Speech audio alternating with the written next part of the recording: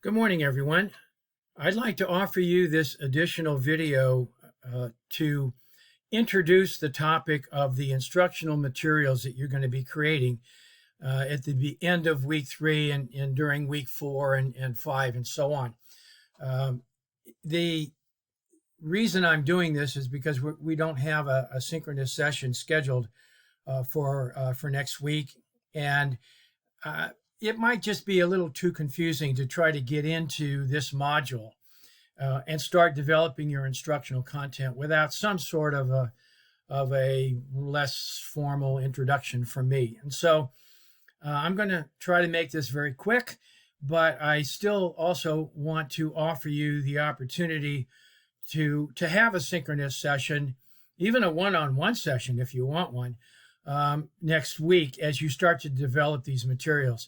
Because module 4 and 5, the one that you see here in front of you, is pretty intense. There's a lot of things that I want you to develop that will enhance your understanding of how to teach, either in a face-to-face classroom or in an online modality. And as cyber teachers, these tools that we're going to use over the course of the next couple of weeks are, I think, going to be invaluable to you as you start to create course content for your classes.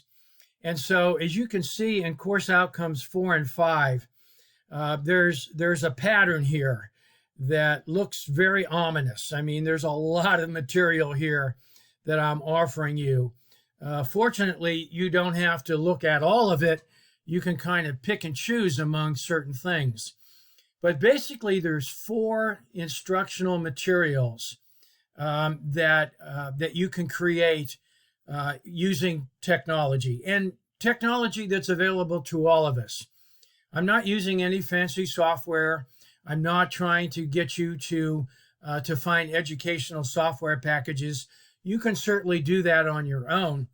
But what I'm going to be doing is showing how to use Microsoft Office to create what I think are 4 extremely valuable formats for instructional resources, things that you can create as a teacher, not just things that you might find on the internet.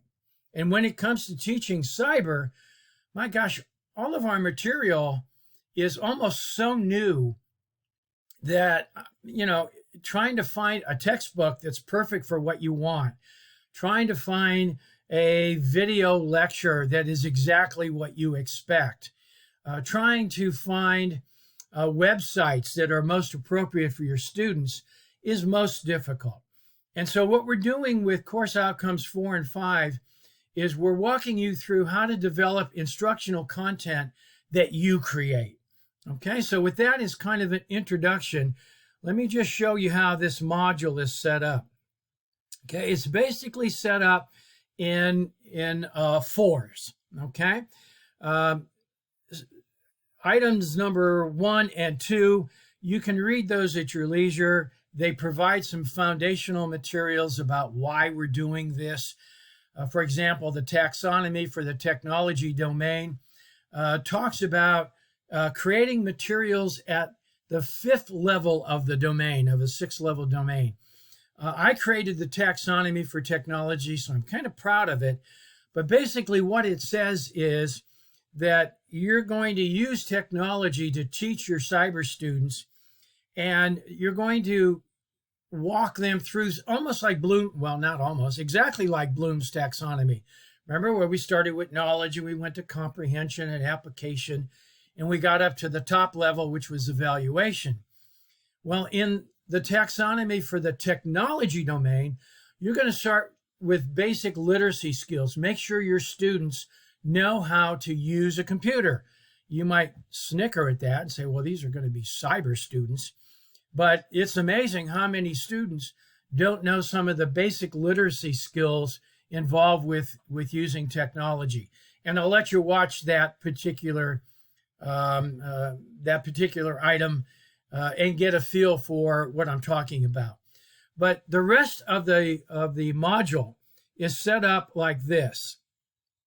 There's a 03 link Down here, a 04 link. There'll be a 5 and a 6 as well. Those links to the YouTube will give you a web address for you to watch a video on how to develop a hyperbook, how to develop the interactive lesson, how to develop a video lecture, which actually is the only software package that you're going to have to download. It's not Microsoft Office, as I just mentioned, so I kind of lied to you. But I'll show you how to download a package called Screencast-O-Matic. And if you haven't used it, it's exactly what I'm using now, okay, to record this video. It's very simple to use. It's a free package, and I think you'll like creating your own video lectures like I'm doing here using Screencast-O-Matic. So that's link 5. And then link 6 is the virtual tour. These are all expanded videos. It will, they take anywhere from 35 to 45 minutes to watch, and they'll walk you through the process that coincides with the textbook that I gave you. Those chapters show you how to create a hyperbook, an interactive lesson, a virtual tour, and a video lecture, okay? So that's what those links are all about.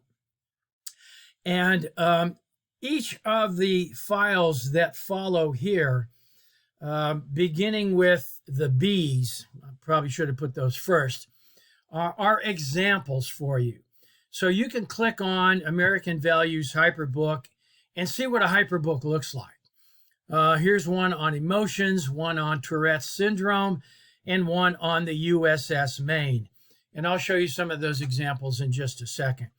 But these are not time consuming. Just look at them very quickly, find one that you like, and follow the example. I always tell my students, it's much easier to take somebody else's hyperbook and take out the information about emotions or take out information about the USS Maine and put your cyber material in there. Just substitute it. Then you got an effective hyperbook. So I'll show you more of those in a minute. As you develop your hyperbook and all of the other materials that are going to follow, I give you a rubric that I'm also going to show you here in a few minutes. Follow the rubric. Now, the rubric is after years of doing this, and I've been teaching these 4 sets of instructional resources for probably 15 years or so. And I've offered the students a rubric of how to create these materials. I'll show you it in a second, but just follow it. It's going to say, do you have word art? Do you have hyperlinks? Do you have action buttons? Do you have hide slides? All you have to do is look at the examples and see where they are, and you know you're on the right track. So again, I'll show you those in a second. So that's the format. It starts with a link to a video. It offers you the rubric that you can download and use. And then it offers you several examples of what good student-developed hyperbooks look like. With 4, it's the same thing. Interactive video, watch the video, learn how to watch or how to create an interactive PowerPoint lesson, which even if you've used PowerPoint before, I can almost guarantee you that there'll be something in these videos that you've never used. The interactive lesson is designed to be a PowerPoint presentation that you give your students outside of class, and they go through the whole lesson all by themselves. It's pretty cool. It's what I call a PowerPoint presentation on steroids, okay? It's just a great way to use PowerPoint, but to let you use it to create new materials. And it follows the same pattern. There's a nice rubric there on how to, create an interactive lesson. And then there's a couple of good examples of good interactive lessons that you can download. You can take out the information about Mars and put in your information about viruses, okay? There's two of them there, a solar system and one on the anthem. So take a look at it. The next material that you're going to create is a video lecture. Again, here's the link to the lecture video. Watch it.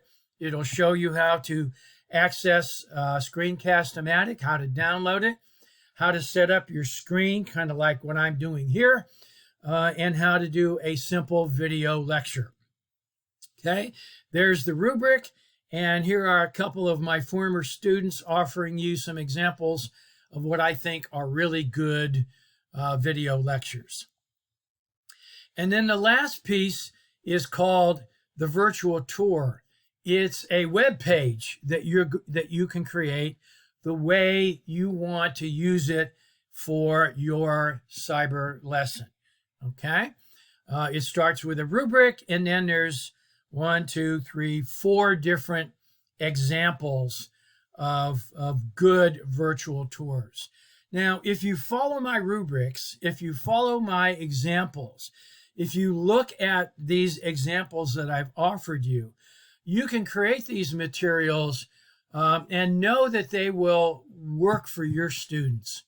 They have just kind of been time tested. Okay, so let me show you some of these examples. I'm going to start with the hyperbook. Now, here's an example of a hyperbook called American Values. It's one of the ones that I've offered for you that you can download. So once you watch the video, this will all kind of fall into line for you. You're going to say, he wants me to start with an introduction. The chapters in the textbook that I gave you will give you the exact process. Start with an introduction, okay? What are your learning objectives? What should I put in a good hyperbook? Okay, a hyperbook will typically have maybe 1 or 2 of your learning objectives that you want the students to do outside of class. This is something you're going to send to your students.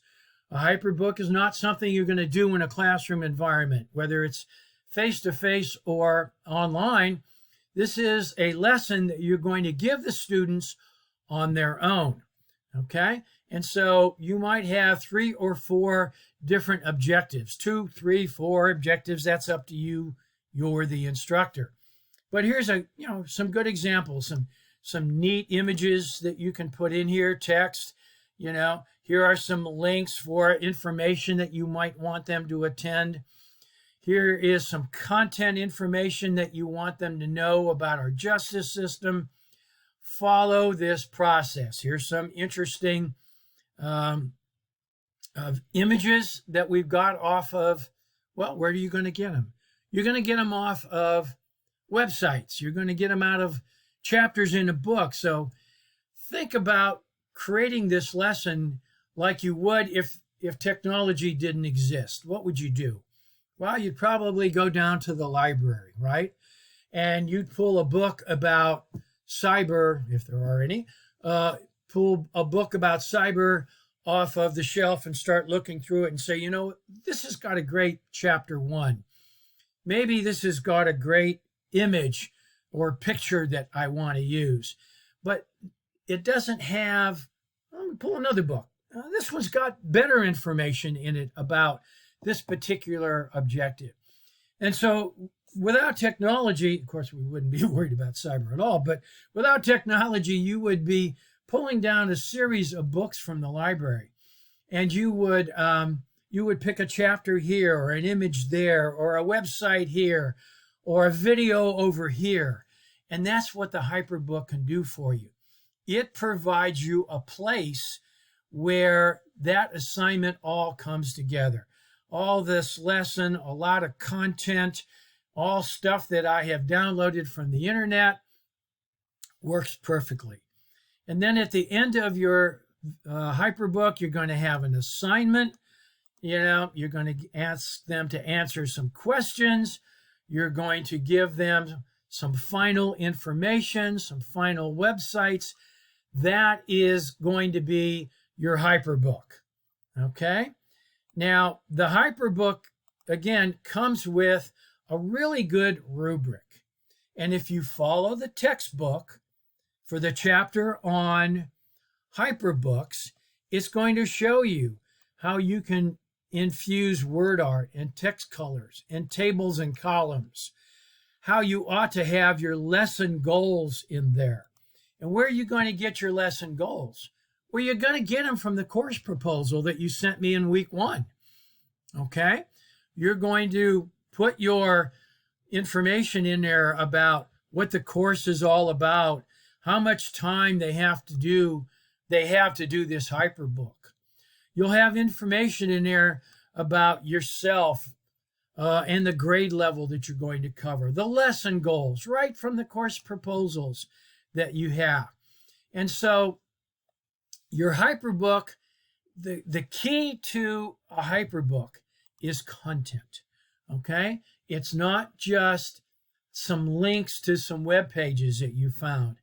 It is almost like a self-standing chapter in the book that you found to be absolutely perfect for the lesson that you want to teach.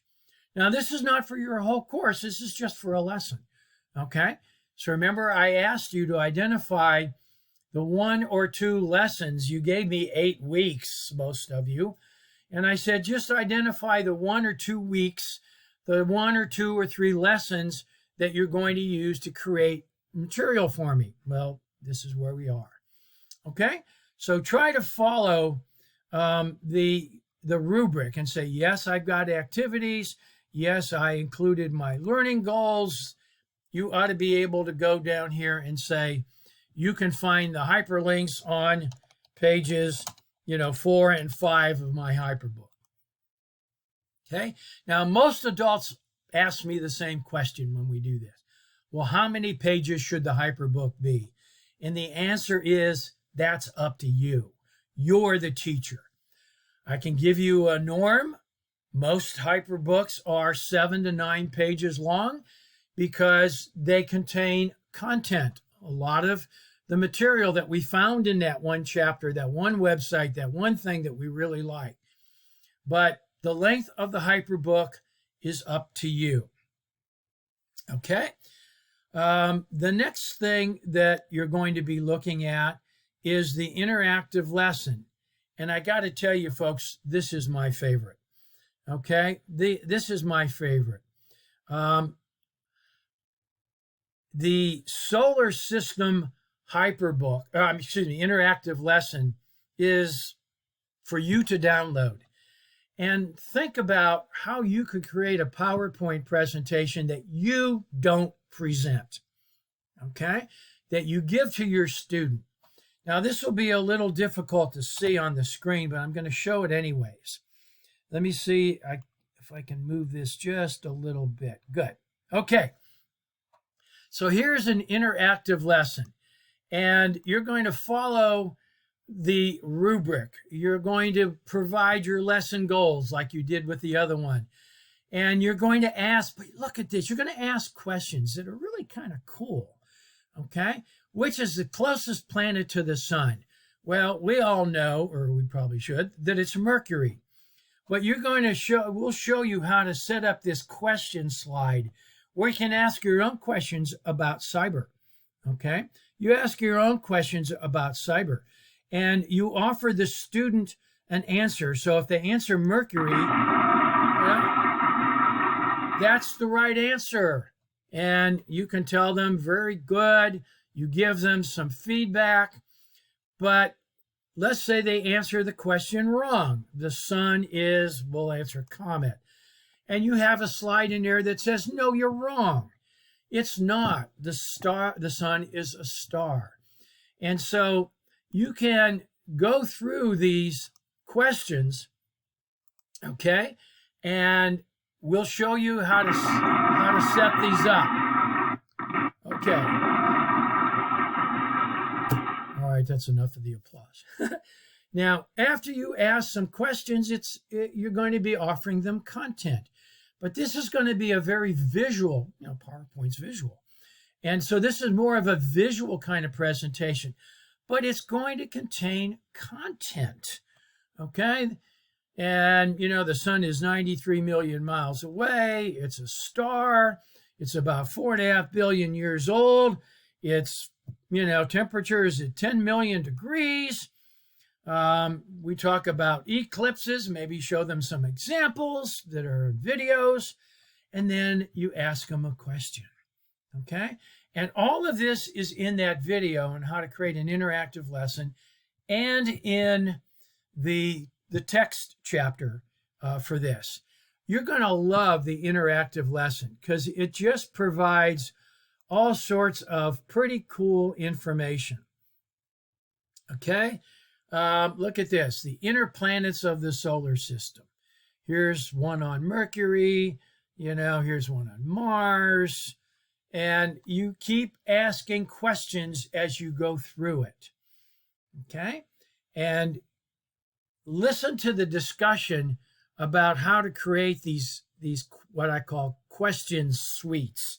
A question suite is a question slide followed by what happens if they get it wrong and what happens if they get it right. Okay? I don't want to go through that now because it'll take too much time. But if they get it right, it's simple. We just move on to the next portion of the lesson. If they get it wrong, there's at least 3 alternatives, and I'll let you watch the video to get that. At the end of your interactive lesson is a time for them to do a summative assessment. So now you're going to ask them questions that deal with the entire lesson that you just gave them. And maybe you give them a piece of paper. You know, this one says, put your answers on a worksheet.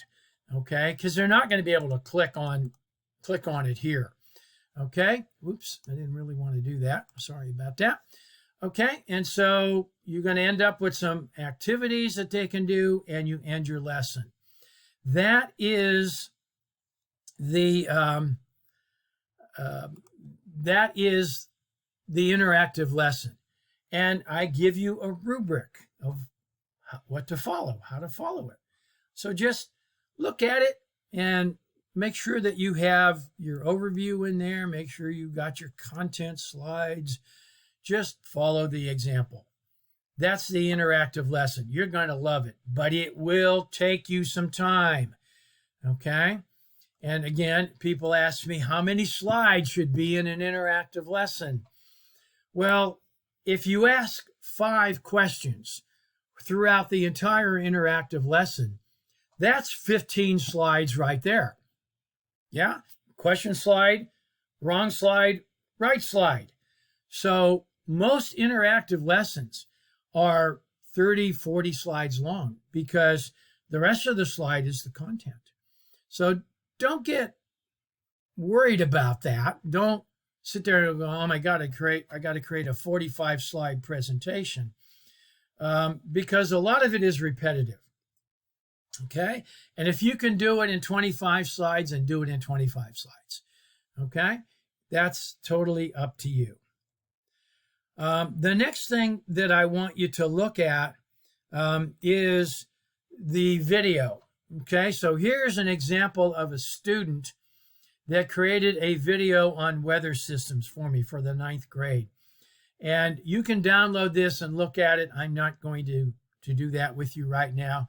This is actually her on top of me, but you can see how I did the video.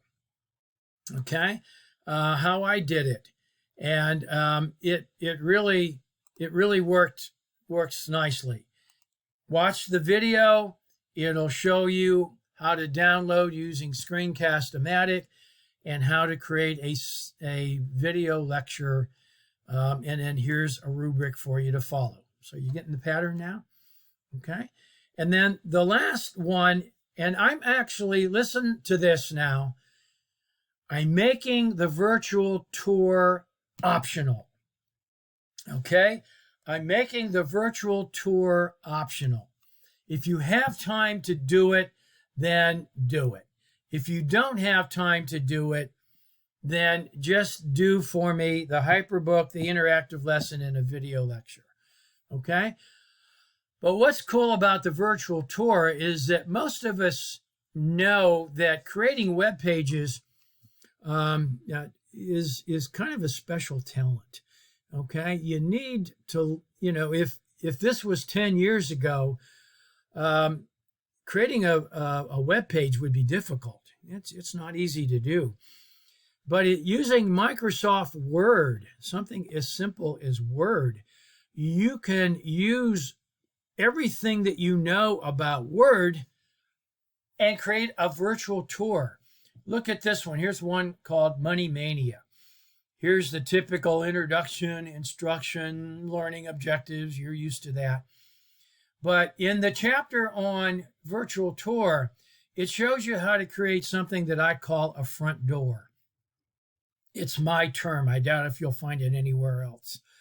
But think of it like walking into a museum, okay, and figuring out how I'm going to go through this museum.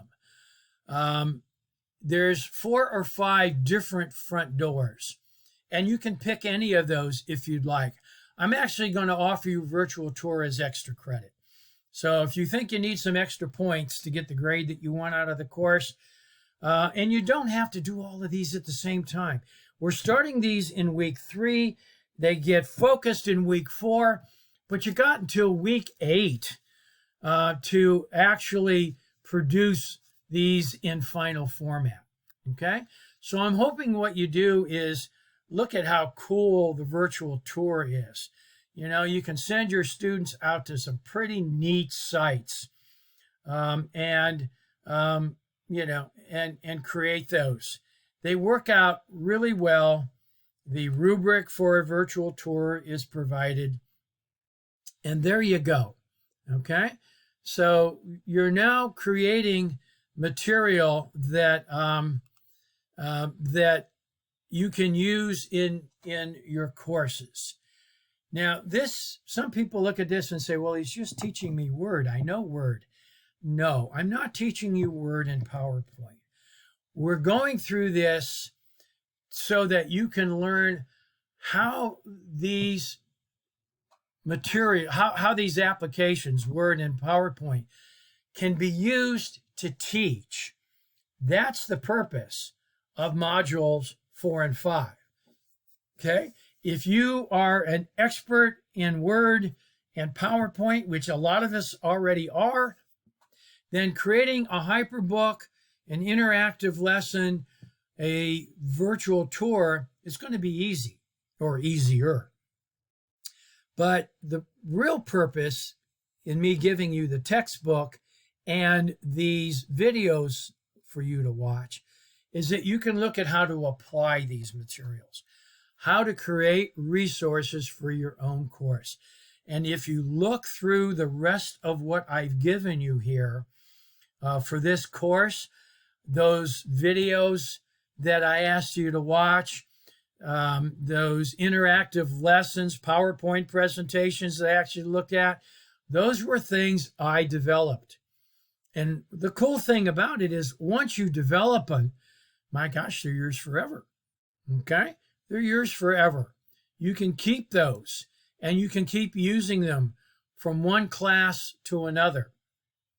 Okay, so these, think of it, if this is the first time that you're going to teach this cyber course, that's a lot of work, but it's a lot of work whether you're creating materials or you're writing lesson plans and doing it manually.